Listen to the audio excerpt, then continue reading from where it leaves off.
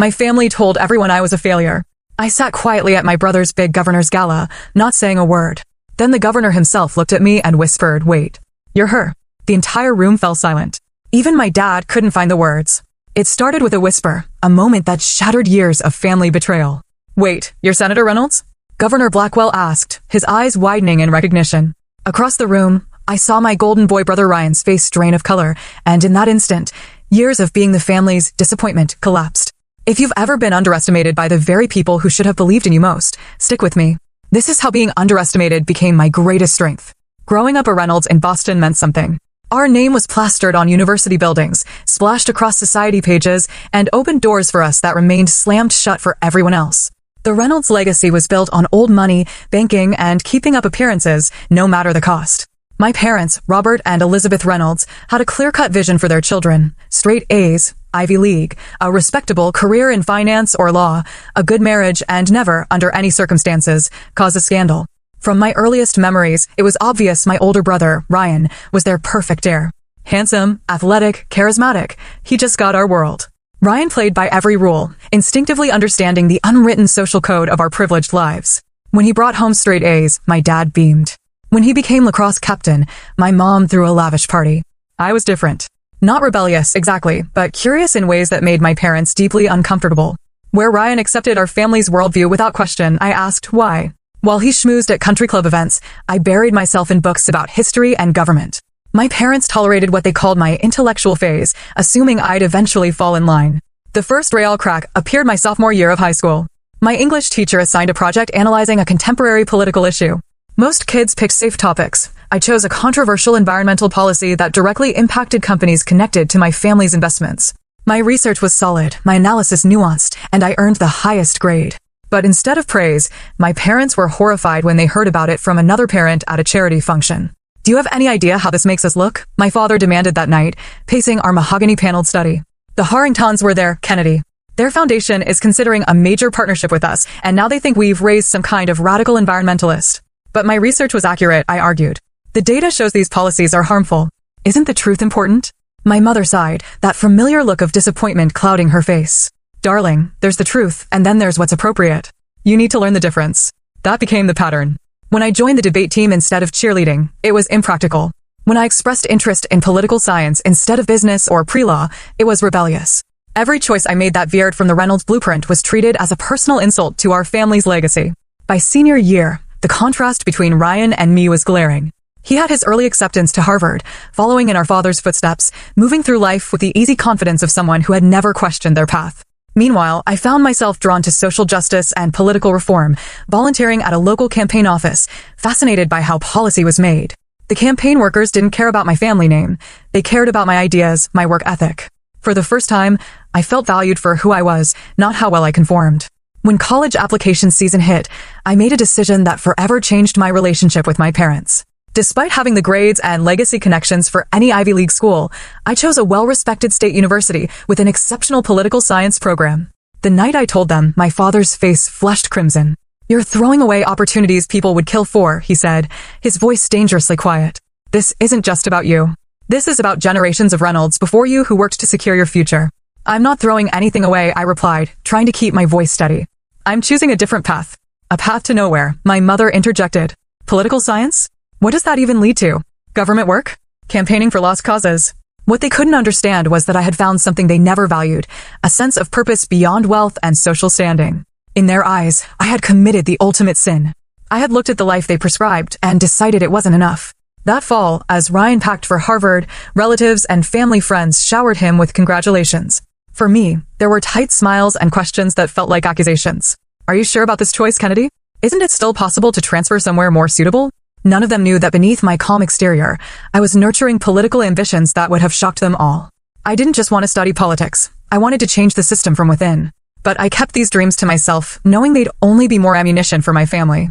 The day I left for college, my grandmother Grace slipped a note into my hand. "Be brave enough to be different," it read. "Someone has to." It was the only encouragement I received from anyone in my family, and I clung to it like a talisman. The University of Massachusetts campus was nothing like Harvard's ivy-covered walls. Here, merit mattered more than connections, and diversity of thought was celebrated. For the first time, I felt truly free. My first semester, I took a political theory course with Professor Diana Mitchell, a former legislative director. From the moment she challenged my analysis of a Supreme Court decision, I knew I'd found a mentor who would push me. "You have a natural instinct for policy analysis," Professor Mitchell told me after class one day. "But you need to learn to trust your voice. Your ideas matter, Miss Reynolds." Those words, so simple yet so profound, were like water in a desert. No one in my family had ever suggested my ideas mattered. They only cared about how my ideas reflected on them. While I immersed myself in political theory, Ryan was thriving at Harvard. My parents' social media was a constant stream of Ryan at business school events, Ryan networking with family connections, Ryan interning at prestigious financial firms.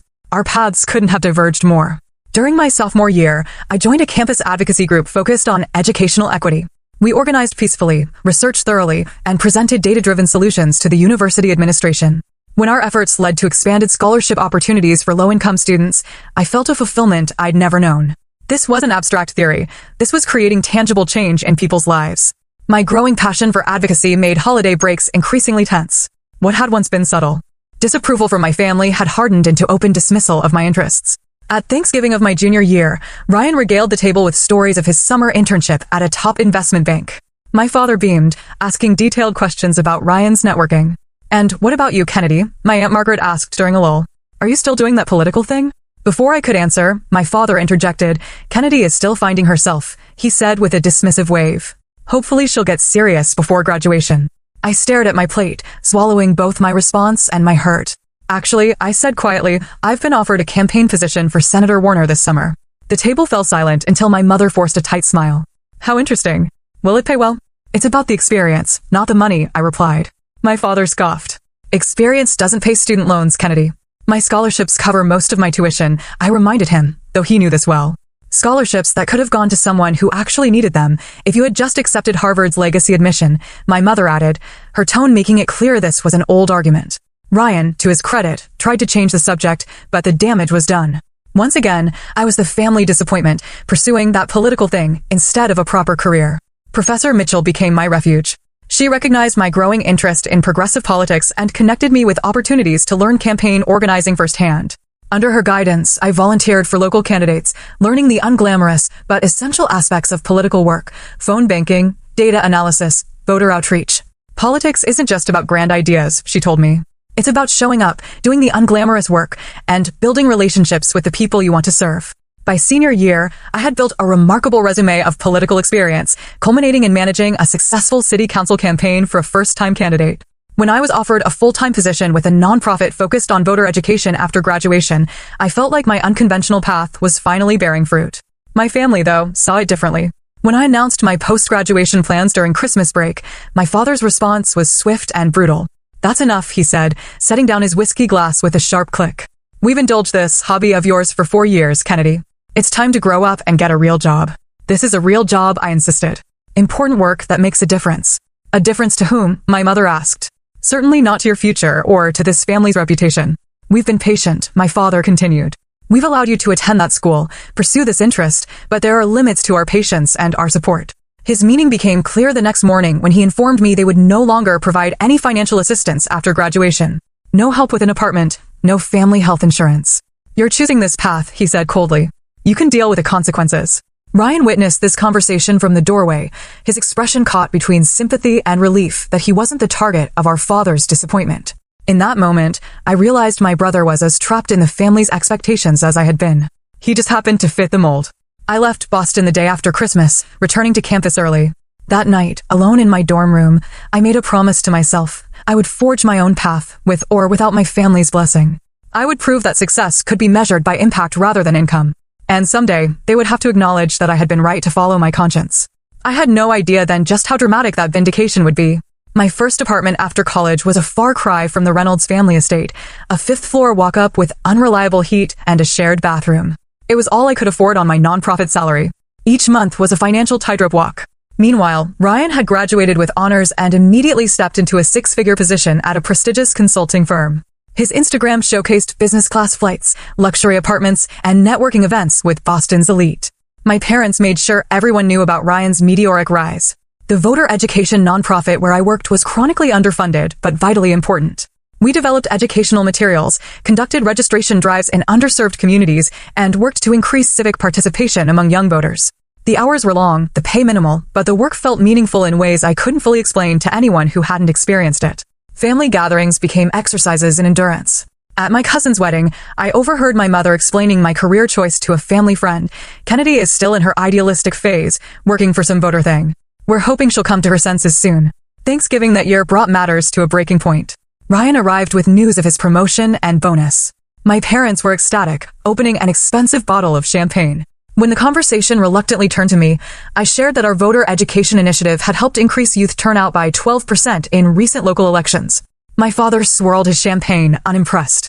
And how exactly does that translate to a career path, Kennedy? It's already my career, I replied. We're making democracy more accessible. He set down his glass with a sigh. Let me be direct. You're 30 years old, living in what I can only imagine is a substandard apartment, making what, $40,000 a year? With your education and connections, this is, frankly, a waste. The room fell silent.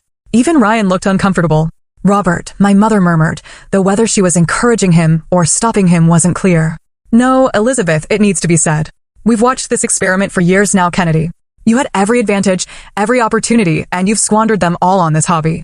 Your brother is buying his first property while you can barely make rent. This isn't success by any measure. I stood up, my hands shaking. Success isn't measured only by money, Dad. In the real world, it absolutely is, he replied dismissively.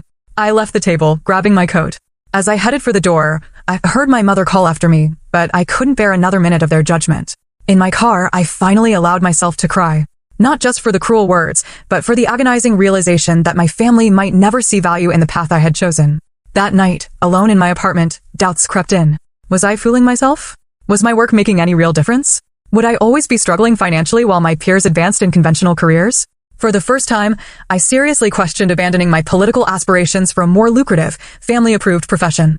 The turning point came 2 weeks later at a community forum our organization had arranged. A young single mother approached me, her eyes bright with purpose. Before your program, I never voted, she told me. Never thought it mattered for people like me. Now, my daughter sees me researching candidates, filling out my ballot. She knows her voice will matter too someday. That's because of you. Her words restored my wavering faith. This was why I had chosen this path, not for wealth or status, but to help people recognize their own power in our democracy. Around this time, I met Logan Mitchell at a political fundraiser. He was the son of my former professor and worked as a communications director for a progressive state representative. Tall, with thoughtful green eyes and a quick mind, Logan was the first person who seemed to truly understand my passion for political work without questioning its validity. So you're the famous Kennedy Reynolds, he said when Professor Mitchell introduced us. My mother says you're going to be governor someday. I laughed off the compliment, but something about Logan's genuine interest in my ideas made me feel seen in a way I rarely experienced. Our first date stretched into a 5-hour conversation about electoral reform, community organizing, and our shared vision for a more inclusive democracy. With Logan's encouragement and my growing network of political connections, I made a decision that shocked everyone who knew me. I would run for city council. At 31, with no family support and limited finances, it seemed like an impossible goal. But I had built strong relationships in the community through my nonprofit work, and I understood the issues facing ordinary citizens in ways many politicians didn't. When I told my family about my candidacy, their reactions were predictably dismissive. City council? My mother repeated, as if I'd announced plans to join the circus. Kennedy, be serious. I am serious, I replied. I've already filed the paperwork. This is embarrassing, my father said flatly. You'll lose, waste what little money you have, and then what? Have you thought this through at all? Actually, I have, I explained, trying to keep my voice even. I have a campaign manager, a treasurer, and a growing team of volunteers. We've developed a solid campaign strategy focused on community engagement. Ryan, who had recently begun working for rising political star James Blackwell, looked uncomfortable. Politics is more complicated than you realize, Kennedy, he said. It's not just about good intentions. I'm well aware, I replied, biting back a sharper response. It was typical of my family to assume I was naive rather than consider that I might actually be qualified. My grassroots campaign was nothing like the big-budget operations I would later encounter. We operated out of a borrowed office space, relied heavily on volunteers, and focused on direct voter contact. I knocked on thousands of doors personally, listening to residents' concerns and sharing my vision for more responsive local government. The night of the election, Logan and I gathered with our small team at a neighborhood restaurant. When the results showed I had won by a narrow margin, the room erupted in cheers. It was a small victory in the grand scheme of politics, but it felt monumental. My phone remained silent that night. No congratulations from my family, despite the local paper covering my win. When I finally received a text from Ryan the next day, it was characteristically backhanded. Congrats on the council seat. Small pond, but I guess it's a start. My mother's eventual response was similarly qualified. We're surprised by your win. The district must have had a very low threshold for candidates. Their inability to acknowledge my legitimate achievement only strengthened my resolve. I would prove my worth, not through their measure of success, but through effective public service that improved people's lives. And I would do it without the Reynolds name opening any doors. My first term on the city council was a crash course in practical governance. I quickly discovered that effective public service required more than good intentions. It demanded strategic thinking, coalition building, and a thick skin. I threw myself into the work, focusing on initiatives to increase affordable housing, improve public transportation, and create more transparent city government. To my surprise, I found I had a natural talent for the detailed policy work that many elected officials avoided. I could digest complex reports, identify practical solutions, and build consensus among diverse stakeholders. My background in community organizing proved invaluable for connecting policy decisions to their real-world impacts on constituents. 6 months into my term, a local reporter wrote a profile highlighting my effectiveness in office despite my youth and lack of traditional political connections. The article mentioned my family background only in passing, noting that I had forged a path independent from her prominent Boston family. The profile caught the attention of several state-level political operatives who began to see me as a rising talent worth watching. Meanwhile, Ryan's star continued to rise alongside Governor Blackwell's. My brother's face appeared regularly in state political coverage, always at the governor's side, always the picture of polished professionalism. Our parents never missed an opportunity to highlight Ryan's proximity to power. At family events, conversations inevitably turned to Ryan's insider stories about the governor's mansion or policy initiatives he was helping shape. My work on the city council was treated as a curious hobby in comparison. Ryan was telling the governor just yesterday. My mother would begin at dinner parties while I sat silently, picking at my food. Despite this persistent dismissal, my reputation as an effective public servant continued to grow. By the end of my first term, I had successfully championed several significant policy initiatives that improved daily life for my constituents.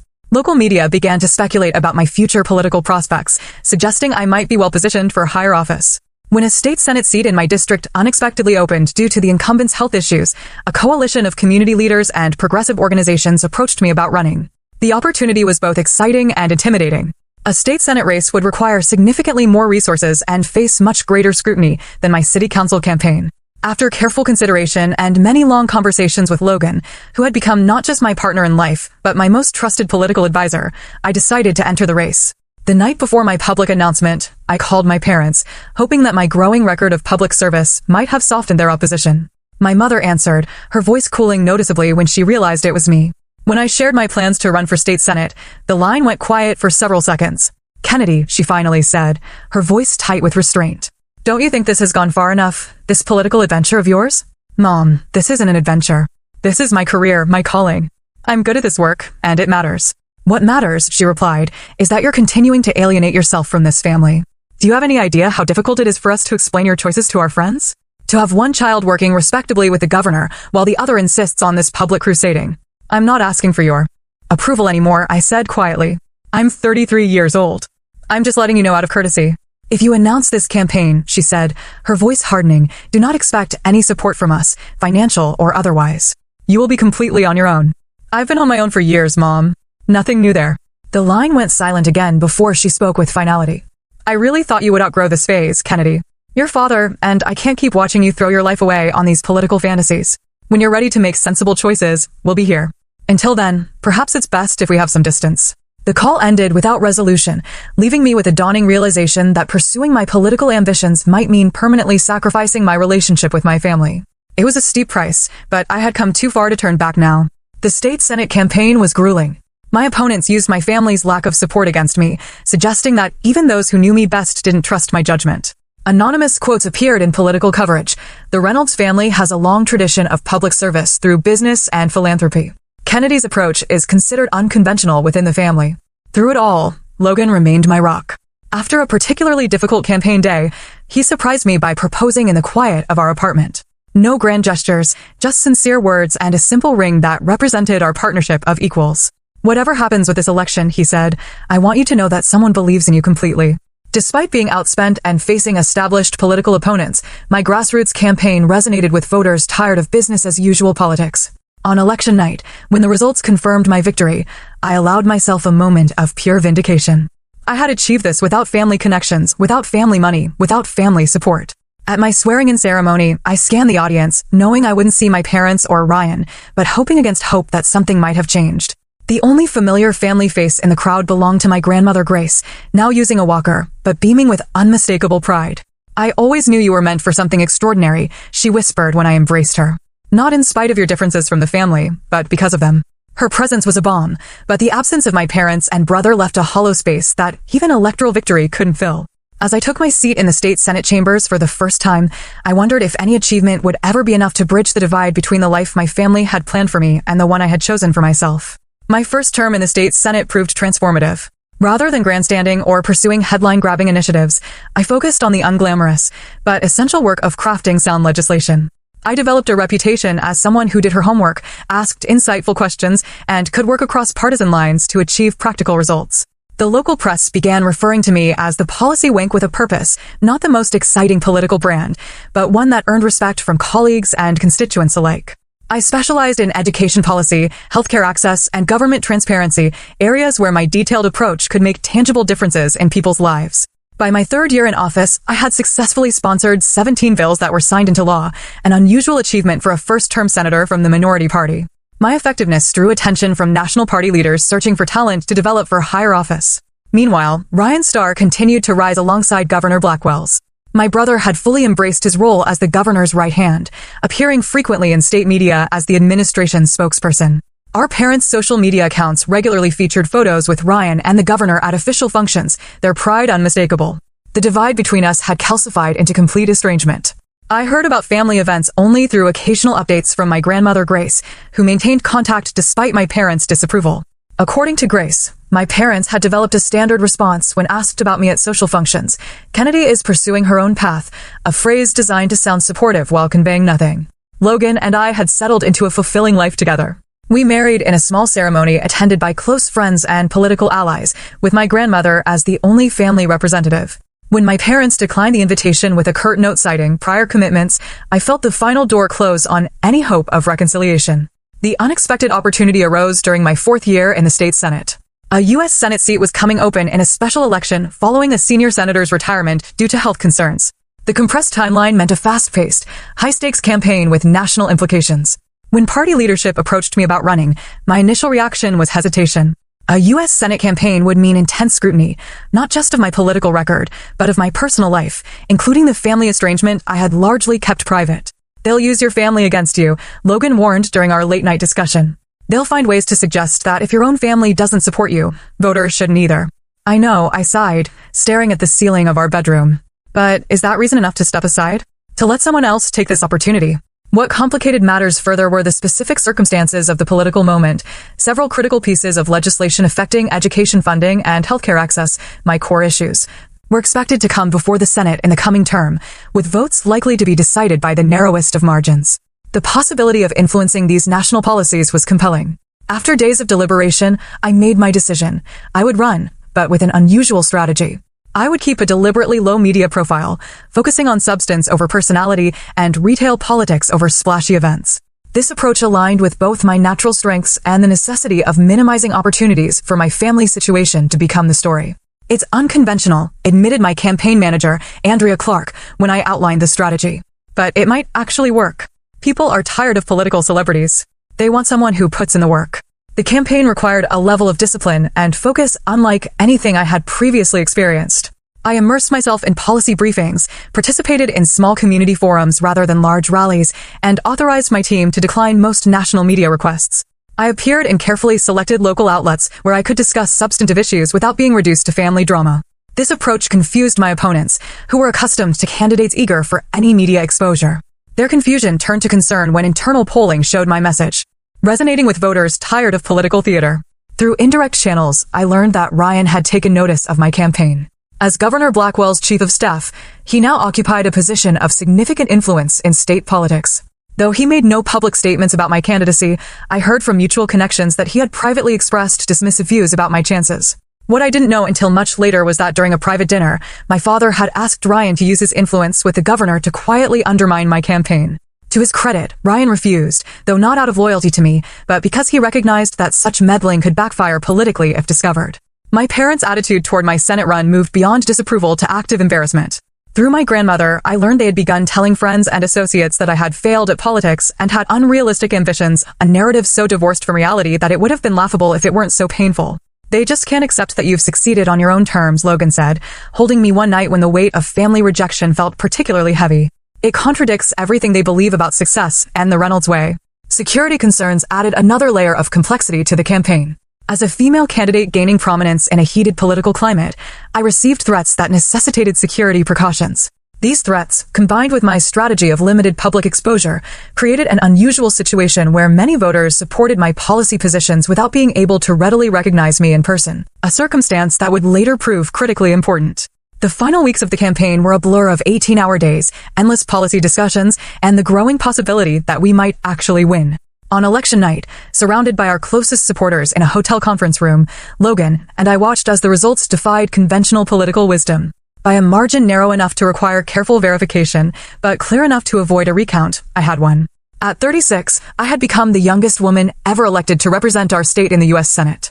The victory celebration was subdued and brief, fitting for a campaign that had prioritized substance over spectacle. There were no calls from my parents or Ryan, no acknowledgement of this historic achievement from the family that had once expected so much from me. As I prepared for the transition to Washington, I discovered through back channels that my family had intensified their narrative about my supposed failures. At Boston social functions, they spoke of me as someone who had never found her footing, a fiction maintained even as national publications were beginning to identify me as a rising political talent. This complete denial of reality reinforced my decision to maintain distance. I had a job to do in the Senate, constituents to represent, and policies to shape. The energy I might have spent trying to win my family's approval would be better directed toward the work ahead. The irony wasn't lost on me. In rejecting the path my family had chosen, I had achieved a position of influence far beyond what they had imagined possible. Yet this success only seemed to deepen their resentment rather than earn their respect. As I was sworn into the United States Senate, placing my hand on the Constitution and pledging to faithfully execute my duties, I thought of my grandmother's words years earlier, "Be brave enough to be different. Someone has to." In that solemn moment, I silently thanked her for being the one person in my family who had seen my difference not as failure, but as strength. 6 months into my term as U.S. Senator, the work had consumed my life in the best possible way. I had secured positions on the education and healthcare committees, assignments that aligned perfectly with my policy expertise and priorities. Washington life was an adjustment, but Logan and I had settled into a comfortable routine, dividing our time between D.C. and our home state. My approach to the Senate mirrored my earlier political work, thorough, substantive, and focused on results rather than headlines.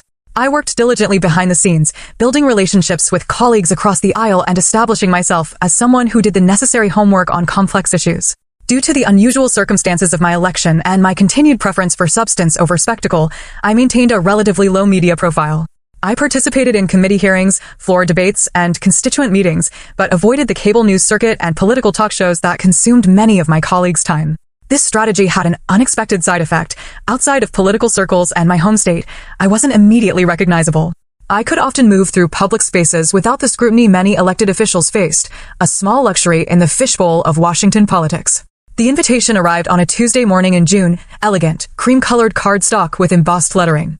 Governor James Blackwell requests the honor of your presence at the annual Governor's Gala benefiting the Children's Education Foundation.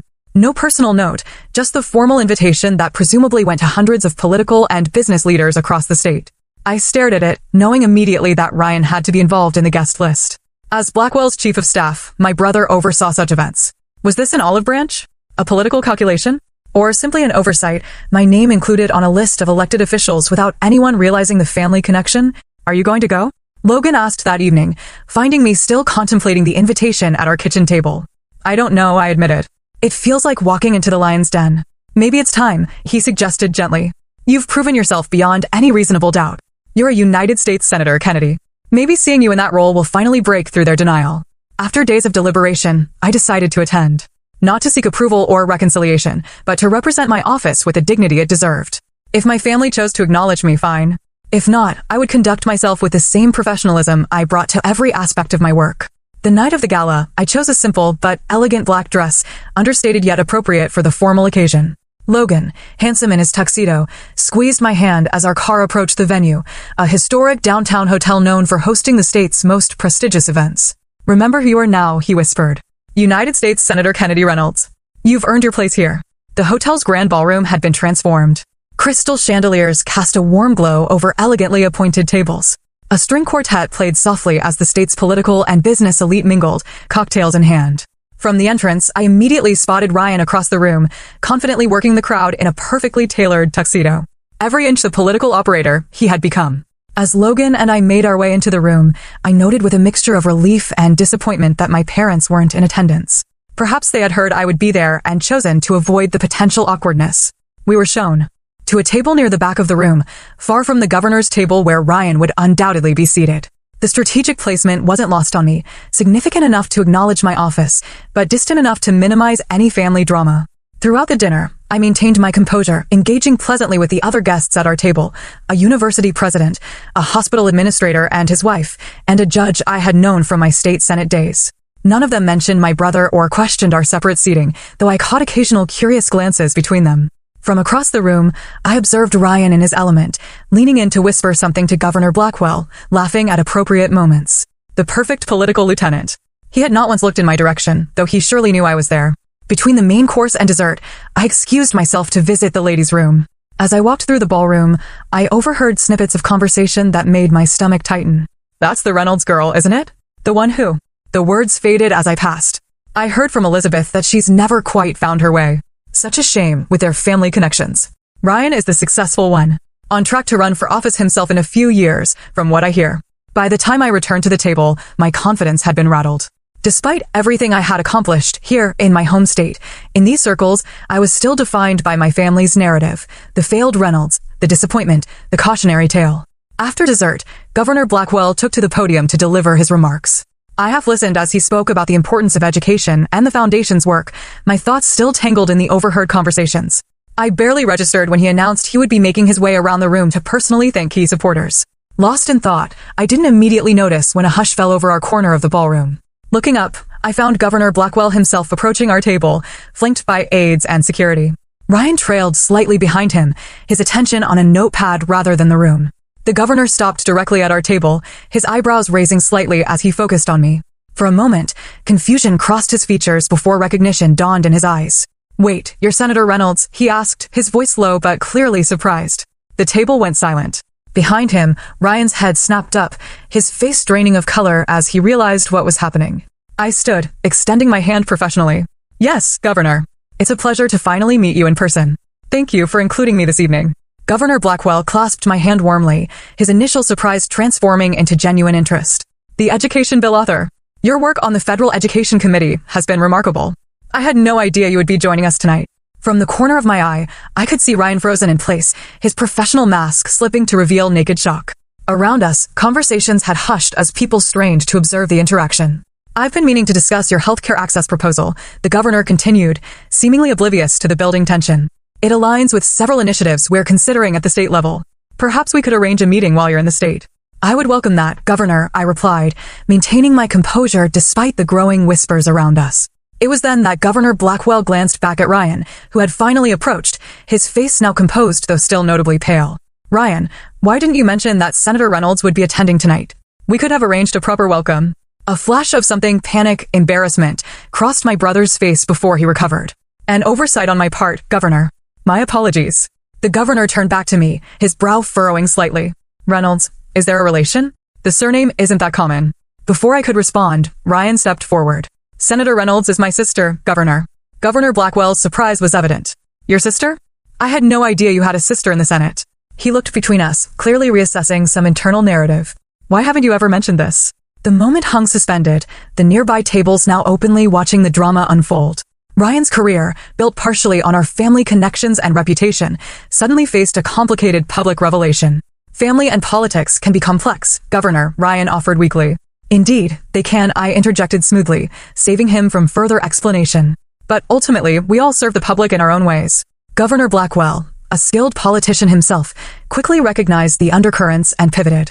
"Well, this is a delightful discovery. We must have you both at the mansion soon. A family of public servants. Quite remarkable." As the governor moved to the next table, Ryan and I were left in an awkward tableau.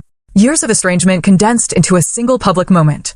"Kennedy," he began, his voice low. "I didn't know you would be here." "Clearly," I replied, keeping my tone neutral. Though as a U.S. senator from this state, it would be unusual to exclude me from the invitation list. That's not what I meant, he said, discomfort evident in his stance. We should talk. Not here, but soon. Should we? I asked, meeting his gaze directly. After years of silence, after our parents have actively misrepresented my career to everyone in their circle, what exactly should we talk about, Ryan? Around us, the room had returned to its normal buzz, though I noticed several people watching our interaction with poorly disguised interest. Ryan glanced around, aware of the attention. This isn't the place. But yes, we should talk.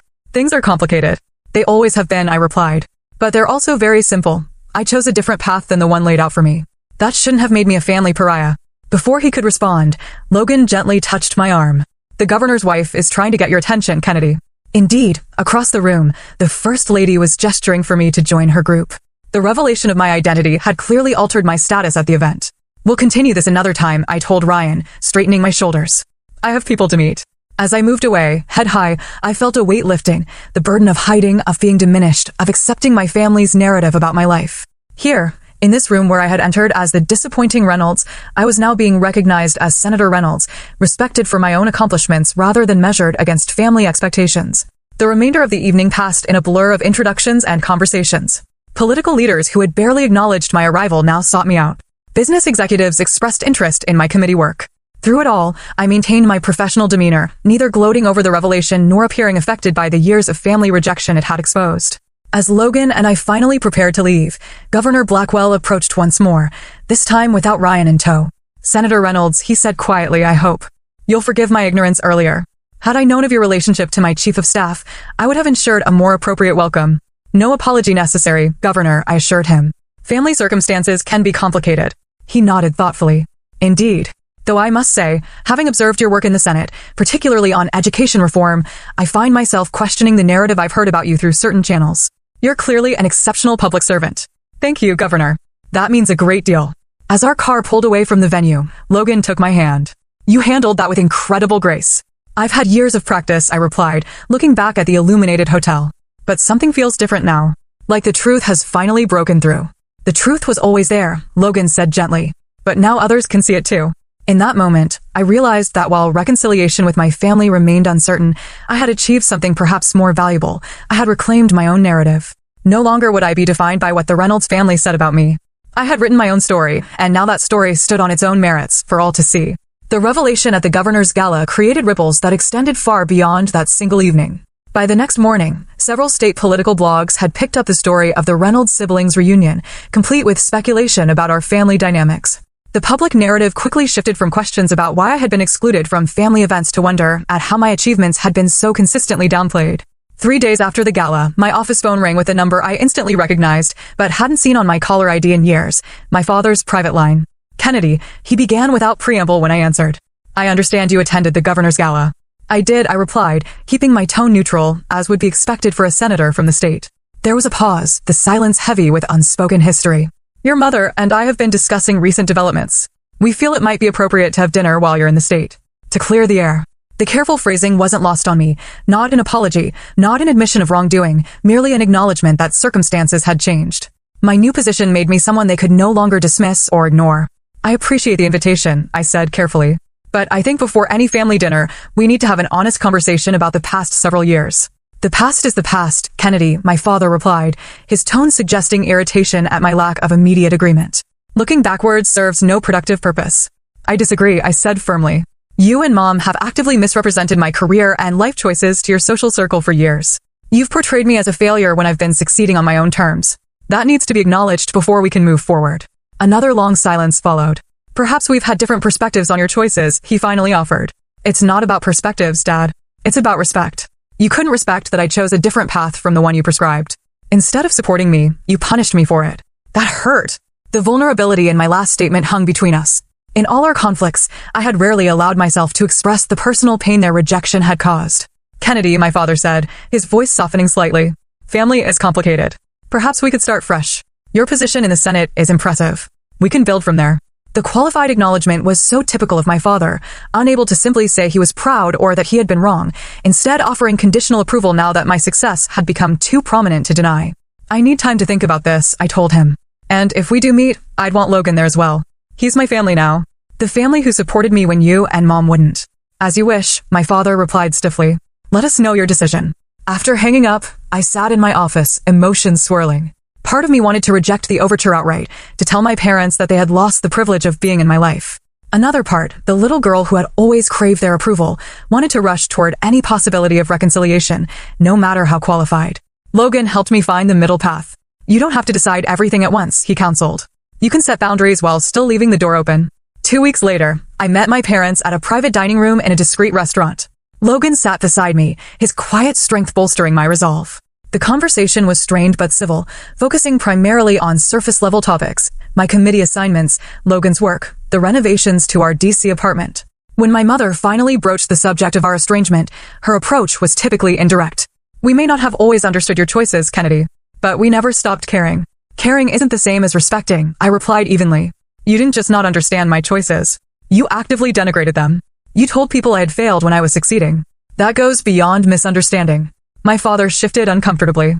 Perhaps we were hasty in our judgments. It was the closest thing to an apology I was likely to get. Not we were wrong, but we were hasty, maintaining plausible deniability while offering a minimal concession. Moving forward, I said carefully, I need honesty. If you want to be part of my life, you need to respect the life I've built. My career, my marriage, my choices. I won't accept anything less. The dinner ended with tentative plans for future contact, but no real resolution. As we left, my mother embraced me stiffly, whispering, We are proud of you, Kennedy. In our way. Those qualified words encapsulated our relationship perfectly, acknowledgement wrapped in conditions, acceptance limited by their way of seeing the world. Ryan proved more complicated. A week after the gala, he requested a private meeting at a coffee shop near my district office. When I arrived, he looked different than he had at the governor's event, less polished, more human, with shadows under his eyes suggesting sleepless nights. I owe you an apology, he said after we'd settled with our coffees. Not just for the gala, but for years of complicity. His directness surprised me. Complicity in the family narrative about you, he clarified. I knew it wasn't accurate.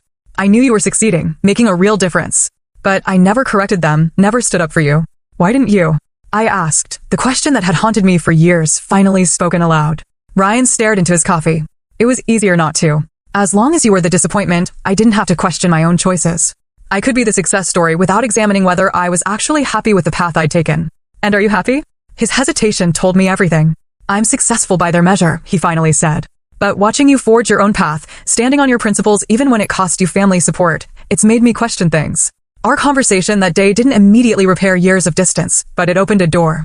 Unlike our parents, Ryan seemed genuinely interested in reestablishing a relationship based on honesty rather than appearances. Over the following months, we began exchanging occasional texts and calls, slowly rebuilding a connection separate from our parents' influence. The most unexpected reconciliation came from my grandmother Grace. Following the Gala revelation, she contacted me with an astonishing confession. She had been following my career closely all along, saving news articles about my legislative achievements, and even watching committee hearings online.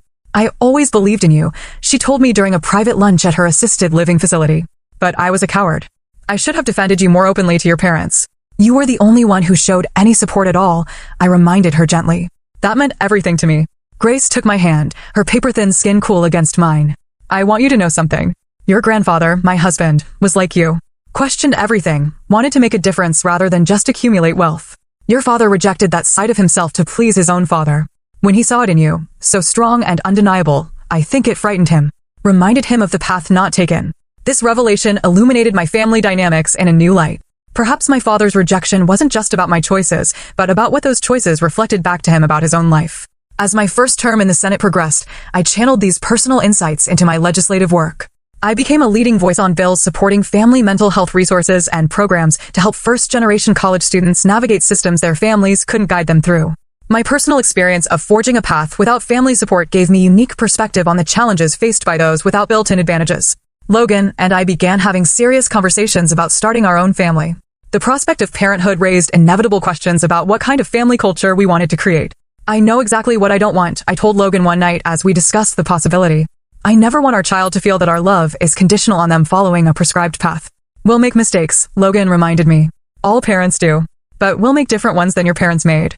The journey toward creating our own family coincided with a gradual, cautious reconnection with my parents and Ryan. Holiday gatherings remained somewhat strained, but there was genuine effort on all sides. My mother made a point of asking about my legislative priorities. My father, in his own awkward way, began occasionally forwarding articles about my work with brief notes of approval. On my 40th birthday, my parents hosted a small dinner at their home, the first such invitation I'd received in over a decade. As we gathered in the formal dining room, where I'd experienced so many painful family interactions, my father surprised everyone by raising his glass in a toast. To Kennedy, he said, his voice gruff with emotion he rarely displayed, who had the courage to define success on her own terms. You've made a difference in ways that exceed what we could have imagined for you. It wasn't a full acknowledgement of past wrongs, but it was sincere appreciation of my path, something I had stopped expecting years ago. I accepted it for what it was, an imperfect olive branch from an imperfect family.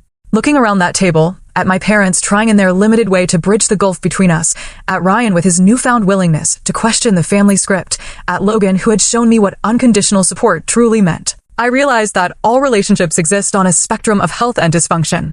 Perfect reconciliation might not be possible, but perhaps something genuine could exist in the middle ground.